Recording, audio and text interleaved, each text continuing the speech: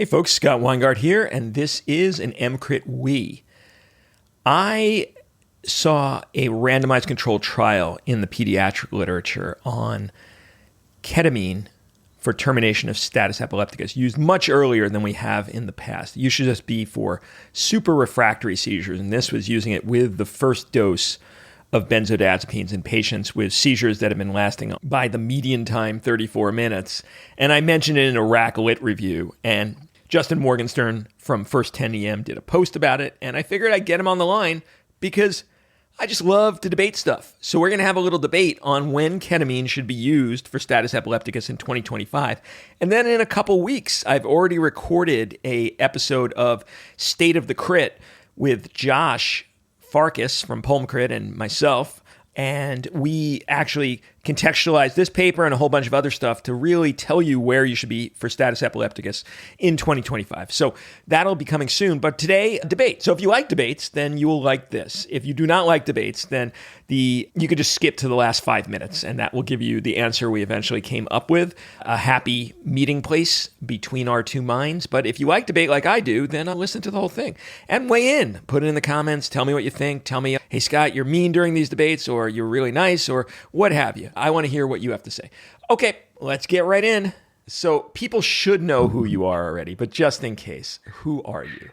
I'm a community doc from the Toronto area in Canada, and I do a bunch of this full med stuff, mostly centered around my website, First 10 EM. Yeah, First 10 EM is fantastic, and if people haven't checked it out, then they should, and they're missing out. And you and I often have disagreements at the edge cases of the literature. I think our main practice, there's a huge Venn diagram overlap, and then there's these little things that pop up that we just have different takes. Not, I think, on the evidence, though that happens every now and then, but how to actually interpret it and put it into clinical practice. So which one are we going to be starting off with today? Why don't we jump in with ketamine? Seems like that maybe the quicker and easier one to cover, ketamine for seizures. All right. Do you want me to set the stage with some things that we almost certainly agree on here? Yep. Because I don't know that I've heard your view entirely, but I think we both agree long seizures, very bad. The longer, the worse. And we need to be probably more aggressive than we have been historically, get these seizures stopped early. And we've probably been a little bit too timid. The big mistake that people make in the past is we underdose benzos. 0.1 milligrams per kilogram of either midazolam or raz is pretty good. So that's 8 milligrams at a time in an adult. What's used to be called second-line agents like Keppra, phenytoin aren't actually second-line agents. Take 40 minutes to work. So I give them as soon as I know it's a seizure if I have an IV line, but that's to stop the next seizure. So I think we both agree on that. And then things like propofol or phenobarbital definitely stop seizures if you give a big enough dose of them, or they will most of the time. And so I've been using those. And I think we both agree that ketamine makes a lot of sense on paper. Everything else that I've mentioned so far, the benzos, the Keppra, the phenytoin, the propofol, all works through GABA receptors. Ketamine works through NMDA. We know it's got a great safety profile, and all emergency doctors know how to use it. And so ketamine makes a lot of sense on paper for seizures. I think we probably both agree on all of that. And so I think the real debate is, where does it fit into the algorithm, and how good is this most recent RCT for driving us to actually start using it? Does that seem like a reasonable summary in 1 minute of the background? Yeah, I think everything in there I agree with. I think some emphasis should be given that both of us are in a camp that puts us in the minority, a minority that's growing, but the minority of most of medicine on how to treat seizures, in that both of us are much more aggressive, very much in keeping with the neurointensivists who also share this belief. But the majority of neurology and the majority of seizure researchers seem to think that intubation happens way out. And so therefore, these patients don't get general anesthetics until quite a bit of seizure has elapsed. And so we're already starting from a baseline that I don't think many people are at. But we're in complete agreement, as are the neurointensivist societies. That's what should be done. Yeah, and I think if you read the status guidelines carefully, which a lot of people don't, they always say that you should, in sick patients, skip that middle step, which is the middle step is waiting for phenytoin or Keppra to work. It says it right in the guideline, but they don't put it in the image or in the algorithm. And so people miss that. And all of our patients are super sick if they're seizing. We're not talking about focal seizures here. And so I think it is in the guidelines, and we just have missed that over time. All right. So with that as our baseline, this randomized controlled trial came out. To my understanding, the first randomized controlled trial of ketamine in a seizure algorithm. Is that correct? Justin? That, as far as I understand, yes. Yeah. All right, this is Weingart popping in here just to tell you what study we're talking about. This is the Ketamine study by Othman et al. That's Othman, and it was published in Pediatric Neurology 2025. And I thought this was a fairly well done study, especially in that it didn't have all sorts of statistical add-ons to find their primary outcome. It was simply placebo control. Either they got a very reasonable dose of midazolam, maybe even higher than I think is appropriate as a first-line agent in most patients, but these patients had been seizing for quite a while. You could argue its appropriateness. 0.2 milligrams per kilogram, the equivalent of 14 milligrams in an adult. And then they either got ketamine or a placebo, and the ketamine had dramatically increased efficacy at terminating the seizures at 5 minutes and then at various other time points. But the 5-minute one, I think, is the most remarkable one. So do we have any problems with the study as done, assuming everything they wrote is truth? Yeah, I think it's a well-done study on paper. Anytime you get a single center study from a very different practice setting, this was done in southern rural Egypt, you're going to be a little bit cautious, and changing practice on one study is one of the areas that I think we might have slightly different philosophies as we approach this. But this is, when you talk about status, there's not that many big RCTs. And so this stands alone. I currently recommend propofol for a similar kind of role, and there are 0 RCTs. So I'll admit right up front, one of our things that we're going to be debating is how this fits into the overall research. But I think for what it is, this is a well-done RCT. And the problem that I have is just one big red flag. And maybe we just jump right into it. Yeah, I'll just say, I agree with you on single center RCTs. In fact, I went on Ken Milne's show specifically so that we could talk about that very issue. So I am aware of all the hazards that come from single center RCTs and single studies of single center RCT as the only supporting evidence. And I think where we may differ, and we'll see how this evolves, is simply that I think a lot of people, and I'm not saying you, but a lot of people have a status quo bias where a status quo that does not have great evidence for it is held up as this incredibly indomitable edifice that must be knocked down in order to change practice. And I saw this quite often with the epinephrine for cardiac arrest. It's when I talked about variability of dosing for hemodynamic monitoring during cardiac arrest, a lot of people said, there's not enough evidence for it. But then you look at what the evidence was for what the existing strategy was, and it was basically dogs before paramedic 2. I think we're in a similar situation with status. Yeah, I like to think that I can fight against that, but we all have our biases. A good example would be chest tubes for spontaneous pneumothorax. There's this one non-inferiority study. I take it to be like, we just don't put chest tubes in anymore. But people are like, no, that's the status quo. But it's like, what is the evidence that we've been using all this time? When I see a question that is novel, and I normally tell my students, don't change practice on a single study. But anytime you see a single study that conflicts with your current practice, you have to ask, what is the evidence for my current practice? And you got to dig in a little bit. So I think our ultimate debate might come down to what we think the strength of the current evidence for status is. And I hang my hat on one paper that we'll get into in a second, I think, a little bit. But let's talk about the one major glaring issue with this trial, which was that success when you have the combination, ketamine plus midazolam, is pretty good, 76%. But it was only 21% with midazolam, which is a massive difference. But it is unheard of. Every other RCT we have looking at benzos shows an 80% success rate with benzos, and here it's 20%.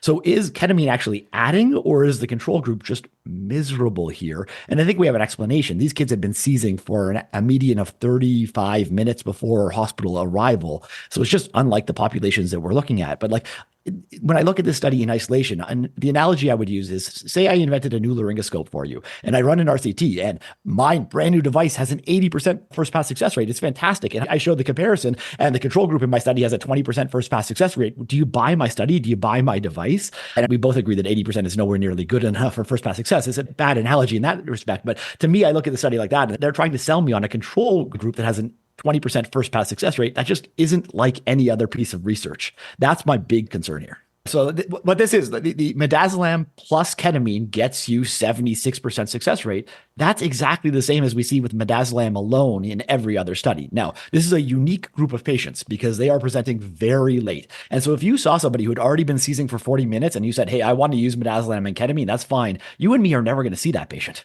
because our patients are not seizing for 40 minutes before arrival without treatment, because almost all of our EMS agencies are allowed to give treatment. This is just not a patient population that most people listening to you are going to see, is my thought. Yeah, this I think is the only real bone of contention. And But I don't agree with you that it's such a huge bone. And that's, I think, was our main disagreement in the utility of this study. So first off, they obviously knew this was an issue, and they added subgroup analysis specifically to look at it. And it still worked in patients whose seizure time was less than 30 minutes, which was about half of the population based on the median time of 34 minutes. And so it wasn't as amazing, but it was still pretty dramatic, 86.7 versus 45.2 in patients seizing less. And now let's pause on that point, though. But they only used the cutoff of 30 minutes. I would have been a lot more convinced if they looked at plus or minus 30 minutes and plus or minus 15 or 10, which is where we do, because it did trend to be less effective in the shorter time. So my guess is that trend continues on and it becomes less and less effective the earlier you give it. And the difference might disappear if it was the patients that we were seeing. But I'm not. Yeah, don't disagree with that at all. Now, further, I think this could happen. I think this might actually be a common presentation in a pediatric emergency department because this, and I know you didn't make this mistake, but I think many people reading the study would. This wasn't 34 minutes in the ambulance. This was 34 minutes of time seizing, and they used the parents' estimates of that time. And you know, and I know, that you ask a parent how long the patient's been seizing, they'll be like 30 minutes, and it's been like 3 based on everything that's happened because of time dilation and what have you. So it might not be as bad. And even if it is, if these parents were bringing these kids in the back of their car, which doesn't happen uncommonly, it probably would be the exact same time. So I think this is possible to appear. So first of all, it might have applicability even in places that have ALS. And now I don't do pediatric emergency medicine unless they're super sick and they come over to our side of the department. But is every pediatric seizure job an ALS job in your neck of the woods? That is a good question. I don't know. I think they probably prioritize based on distance away from hospital. I don't think I have seen in the last 10 years a pediatric seizure arrive to my hospital that wasn't brought by parents that hadn't got a dose of midazolam before I saw them. But I don't know the distinction at dispatch level, I should say. Hey, this is future editing Weingart just popping in here. And just to give some more context, I didn't have this information on the tip of my tongue as we were recording, but in Rampart, which is, the randomized controlled trial of midazolam IM versus lorazepam IV, 27% of the patients, so nearly a third, were still seizing after 10 milligrams of midazolam, and 37% of the patients were still seizing. Hey folks, we're just going to stop for a second because this is a free episode. I'm giving it to you in its entirety, but it's very rare that we have these full free episodes because EMCrit is a members-only site that still has foam. But if you're enjoying this content, please consider becoming an EMCrit team member. It's inexpensive. You get CME. You could write it off on your taxes, but forget all that. What it's going to do is make you the best possible resuscitation and critical care doctor you could be. You'll have the most cutting-edge, up-to-date information, and you will get it in the comfort of your car or on the subway or while running, and you'll never have to think, am I current enough or not? Am I taking the best care of my critically ill patients? All right, let's get back to the show. After 4 milligrams of Ativan, which, is a very reasonable dose of Ativan. So I don't think things are as clean cut as Justin alludes to that, every patient who gets a reasonable dose of benzos is going to stop seizing. Now, it's certainly not as bad as it was in this study because this study had a median time of 34 minutes. But even in studies where you're giving benzodiazepines immediately upon seizure, there's still a bunch of patients that don't respond to a big dose of benzodiazepines. So we both agree that this should not be first line like they had in their study. So that we could just take off the table. Yeah, that's my big concern is if you're trying to follow evidence-based medicine, mixing midazolam and ketamine as your very first dose seems a little bit crazy based off of one RCT. Yeah. And my contention in the RAC Lit review that I think sparked your disagreement, I said it should be given with the second dose of midazolam. So this is really what we're arguing here is you would say it would happen later in the code, maybe as your RSI agent. Let me just ask you, when do you think ketamine should happen in the code? Yeah, I don't know that I fully decided after this paper. I'll tell you what I was doing until this paper came up, which was 8 milligrams of midaz at 5 minutes, 8 milligrams of midaz at 8 to 9 minutes. And if that didn't work, I pushed a big dose of propofol. And So that's all done by 12 to 13 minutes. And then ketamine was if they're still seizing after propofol. This I know Josh Farkas for a long time used that exact same algorithm, except for it was ketofol, ketamine and propofol at the same time as his intubation drug. That makes sense to me. There's no reason not to add ketamine to that. Really, it's not truly complicating things. So I think this might push me in that direction, but I don't think I would use it ahead of propofol. And I'll give you my reason. It's the paper that we haven't discussed yet. I put a lot of emphasis on Berman 2019, which is another very similar study. It's another single center study out of Africa. This one was South Africa, so it's not that different. They were much more traditional in their approach, though. So both groups got 2 doses of benzodiazepine first, and then they just compared phenobarbital, 20 milligrams per kilogram, and then another 2 10 milligram doses to just a standard phenytoin dose. 80% of patients stopped with benzo, exactly like you would expect. So it makes me feel good, like it's our normal thing. And then phenobarbital destroys phenytoin. This is just better on every outcome. We can let people look up the study, or there's a write up on my thing. So I think the best evidence-based approach is to use phenobarbital. I think that study is better than the ketamine study. I still use propofol only because most departments I work in don't actually stock phenobarbital, and I think propofol and phenobarbital are probably doing the same thing. So in my mind, what I'm currently doing is comparing this new ketamine study to that Berman study, and that is the dilemma. Which one of those is better evidence, and which one of those 2 studies should guide your care, I think is what I'm doing. I would interpret that entirely differently. I don't disagree with you on the evidence. And people should understand, and this is a good differentiator, there's really 2 ways phenobarb could be used. And phenobarb could be used as an anti-epileptic agent that patients take regularly with the obvious intent not to cause any respiratory depression or general anesthetic effects.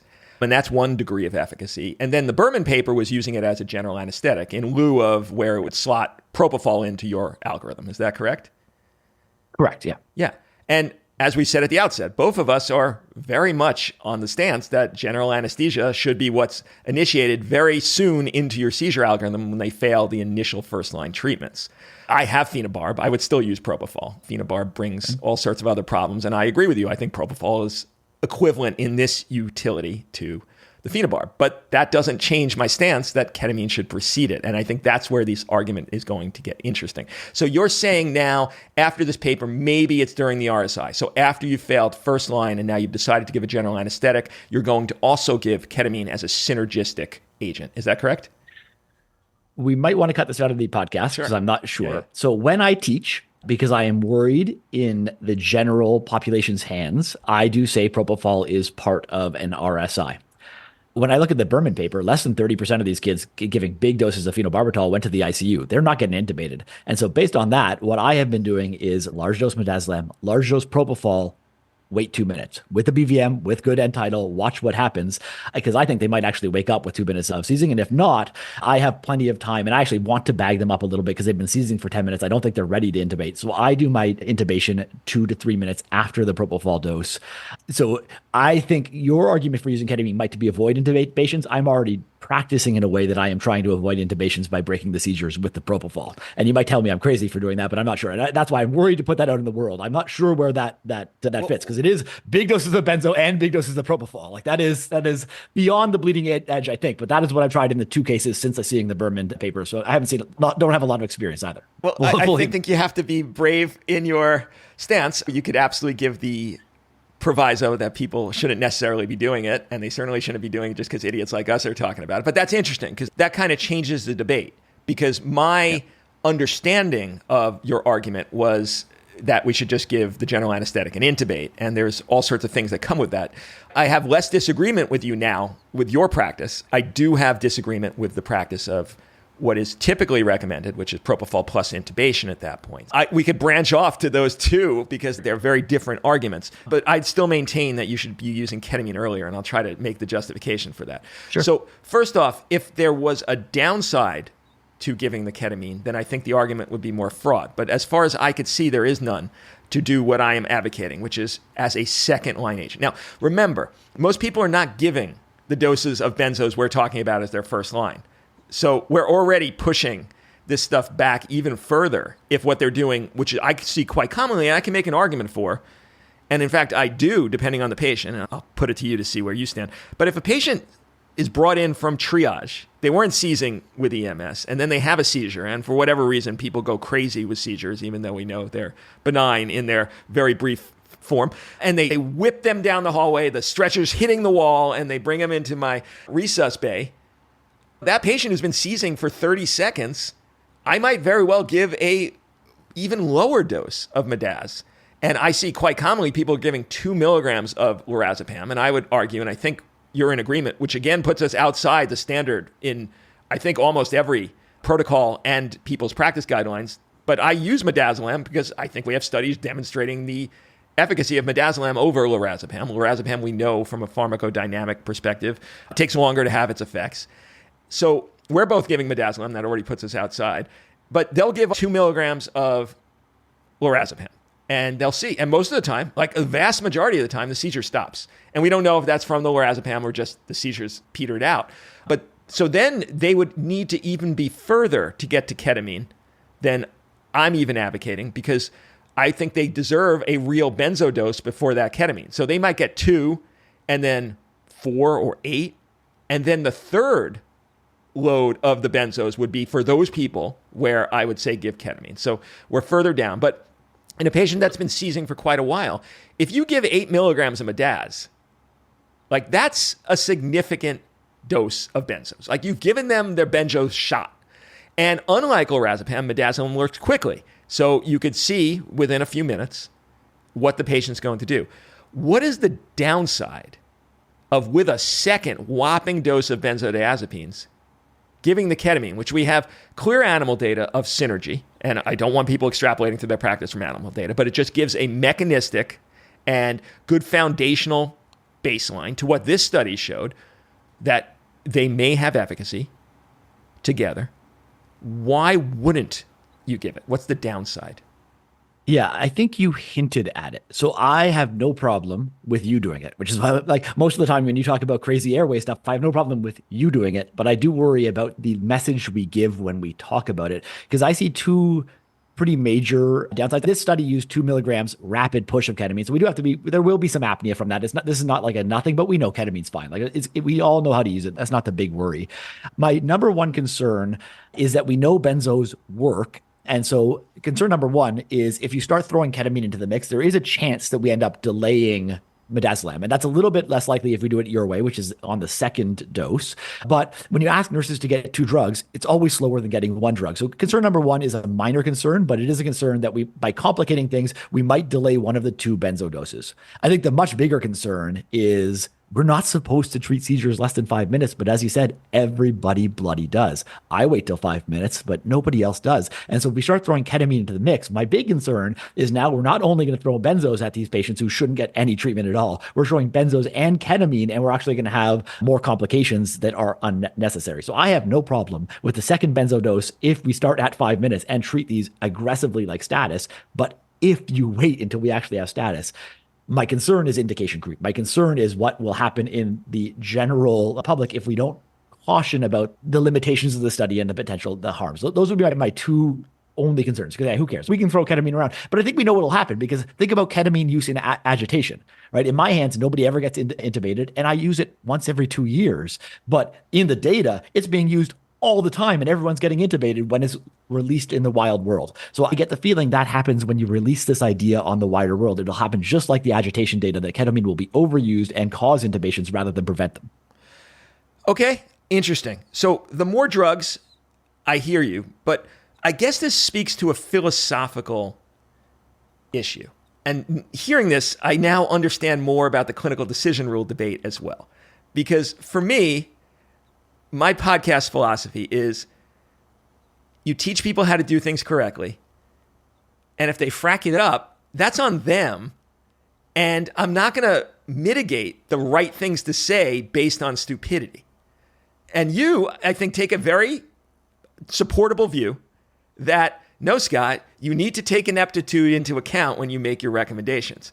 And I could argue both sides of that debate, but that, I think, speaks right there to where our disagreements lie in both clinical decision rules and this ketamine paper.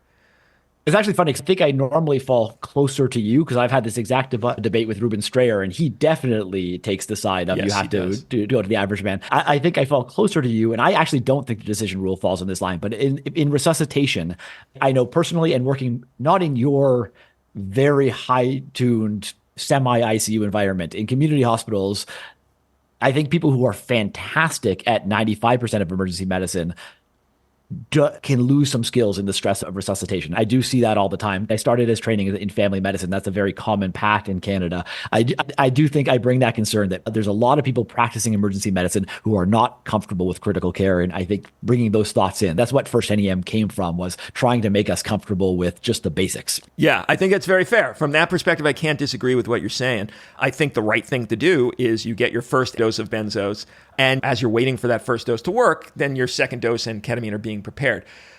But I hear you. But let's speak from an efficacy standpoint, not an effectiveness standpoint. From an efficacy standpoint, do you disagree with giving it after a first dose of real dose midazolam with a second dose of ketamine? Because you gotta agree, giving ketamine is probably better than your propofol and not intubate if ketamine worked. Yeah, I think the problem is you do fall back to a lack of evidence, because that's not really what they did. And I do have big concerns about the control group in this study. And so it's all evidence-based medicine in the setting of resuscitation. I think it's fine to make that argument as long as we are going to push or hope for RCTs that actually look at this. Because I think we just have to say we're in a completely evidence-free zone. And you don't get to say evidence-free. Sorry. Because compared to the rest of the status literature, this is like fucking blaring neon sign compared to the rest of the status literature. Except for I would have said that the Berman paper is that blaring neon sign, because they had a 99% success rate once you factor in the second dose of phenobarbital. Everybody stops seizing. And so to me, that sets the standard of care. They can get everybody in status to stop seizing with midaz followed by phenobarbital. They could get everyone to stop actually having convulsive seizing. Fair enough. But I mean, still way more successful than anything else we had seen before, and more successful than this paper. So that's why I have a hard time saying that this paper overrules our current, and both are very limited in what they apply scientifically. But I think the Berman paper still is strong. One in front of the other, but that's not how I have argued. Because you were still giving a second benzo dose. So we're not taking extra time. The spot where the Berman paper would fit in is still completely intact if you gave ketamine with your second dose of midaz. Now, if I was arguing benzo, wait, and then ketamine, yes, your argument with the Berman paper would be taken, but that's not it. You now have 3 time slots for a patient who's actually been seizing for the right amount of time. Benzo plus ketamine, and then whatever general anesthetic you think is equivalent to the Berman paper. What's wrong with that? Yeah, I think this is where we get to our true philosophical debate. And I think you and me would have been a good replacement for Jerry Hoffman and Rick Bukata, a good community doc versus a very cautious evidence-based medicine doc. But my take is that it's very hard to change human physiology. And so I expect almost every drug we try to fail. And I think we have good empirical evidence for that. Almost everything fails, but that has to be countered by everything does have harms. There is no such thing as a free lunch. And so that is my baseline philosophy reading any new paper, is that I know there's going to be some degree of harm. And so I need to see benefit to get over that edge. Ketamine should have very limited harm, but now you're going from a 2-drug regimen to a 3-drug regimen, drug interactions, harm. I think the harm, there is a potential for increased harm. So I am cautious in agreeing with you completely. If you were doing that, I'm definitely not going to say anything bad about you behind your back. If any of my colleagues were doing it, I would applaud them for good status care as compared to what we've been doing forever. I definitely think that approach is way better than what we've been doing for 2 decades. I'm just not sure it's at the level where I'm going to do it as compared to my current benzo, propofol, and ketamine at the same time, or like in that realm. Okay, that's interesting, because you didn't say that earlier. But that might actually be a better approach. If you're not going to give ketamine with the second dose of benzos, I like the idea of giving ketofol and not intubating more than I like the idea of giving propofol and not intubating. First of all, you're getting the potential benefits of ketamine, but then you're also potentially staving off some of that respiratory depression. That actually is more enticing. But where I want to go as the final piece of this, unless you have anything else you want to add, is when they're not doing what you're saying. Because what you're saying is really bleeding edge. What they're doing, what I think would be more accepted if anything bad happened, which is benzo, propofol, and intubation concurrently. I think that's a much worse option than benzo plus ketamine prior to the propofol and intubation, because intubation is bad, not because of its level of aggressiveness, not because it doesn't allow you to have a general anesthetic, but because even in centers like mine where you could get EEG with alacrity, it still takes a long time. And even once it's on, you don't get any readings of it for a long time. And then I could count on one hand the number of times I've been called with what the EEG is, either normal or still non-convulsive status. So in my mind, it's markedly preferable to give an agent where the patient's going to wake up than a situation in which the patient now is going to be intubated on a general anesthetic for at least 12 to 16 hours until the next morning when they do a trial of weaning. So that I would much rather give the ketamine, have the convulsive status terminated, and then see the patient wake up at the 25, 30-minute mark, than have a patient staying intubated, usually in most hospitals, the community hospitals you're talking about, without any EEG. That is incredibly preferable to me. What do you have to say to that? So I 100% agree with everything you say, assuming that everybody's already on board with aggressive management of status. My concern, I've had this debate with a couple of neurologists and some other folks in the field, is so many of these status studies actually count intubation as a negative outcome. And my concern is, as you're right in referring to it as a negative outcome because of our lack of EEG. But when I talked, again, to just the community doc, as soon as you label intubation as a negative outcome or talk about it that way, the average doc, that makes them worried to be aggressive with big doses of benzos. And I think we need to be clear. Small doses of benzos are way more likely to get you intubated than high doses. Breaking the seizure is what manages airway in status. Big doses will make it less likely for you to intubate. If we were all on page with that, I'm 100% sure, but I am wary to refer to intubation as a bad outcome in the standard community, not your audience necessarily, but when I'm talking on a stage at a conference, because I worry that it might end up being worse overall care. I'm very happy if people see, you're going to see one of these a year in most community shops. If you intubate once a year and just that led you to do big doses, propofol, get them intubated, I think on average, that's going to lead to better care, even though in your hands, that would actually be worse care. Absolutely. I agree with that, but you still nicely evaded the question.